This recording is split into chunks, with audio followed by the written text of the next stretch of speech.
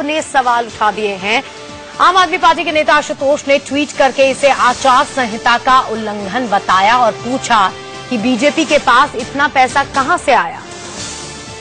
तो आज ट्विटर के जरिए ये सवाल खड़े किए हैं आम आदमी पार्टी के नेता आशुतोष ने।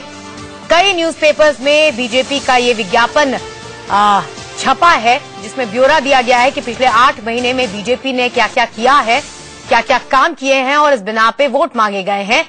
कई न्यूज़पेपर्स में ये विज्ञापन छपा है, लेकिन इस पर सवाल खड़े कर दिए हैं आशुतोष ने।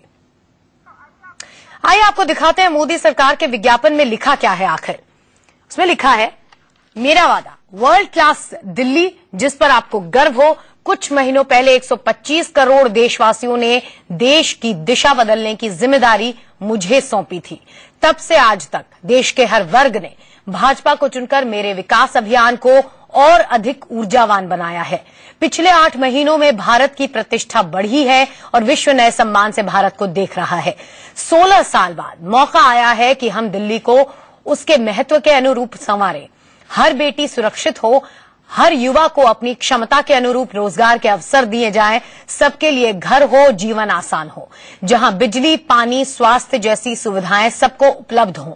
किरण बेदी जी के नेतृत्व में हमने दिल्ली को ऐसी टीम देने का प्रयास किया है जो इस सपने को सच कर सके, जिसमें काम करने का अनुभव भी हो और प्रवृत्ति भी हो, जिसमें सरकार चलाने की परिपक्वता भी हो और केंद्र के साथ मिलकर काम करने की भावना भी।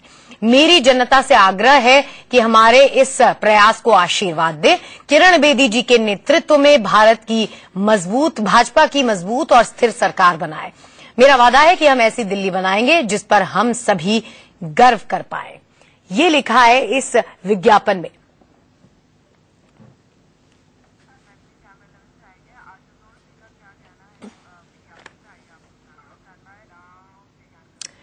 और इस पूरे विज्ञापन पर निशाना साधा है आम आदमी पार्टी के नेता आशुतोष ने। उनका क्या कहना है ये आपको सुनाते हैं।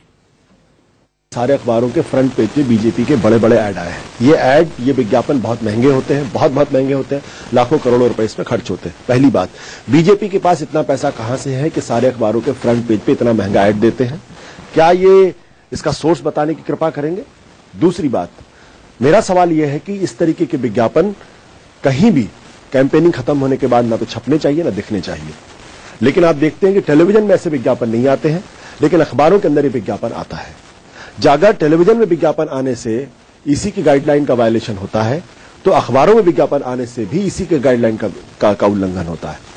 या तो टीवी और अखबार दोनों में विज्ञापन आए या दोनों में विज्ञापन आए। अगर टीवी में विज्ञापन अलाउड नहीं है, अखबारों में विज्ञापन अलाउड है, तो इसका मतलब यह है कि कानून को बदले जाने की जरूरत है। तो आरोप प्रत्यारोप चरम पर है। कल वोटिंग है, अब देखना होगा कि जनता पर इन सब चीजों का क्या असर पड़ रहा है। यहां रुक रहे हैं, छोटे से ब्रेक के लिए फौरन लौटते हैं।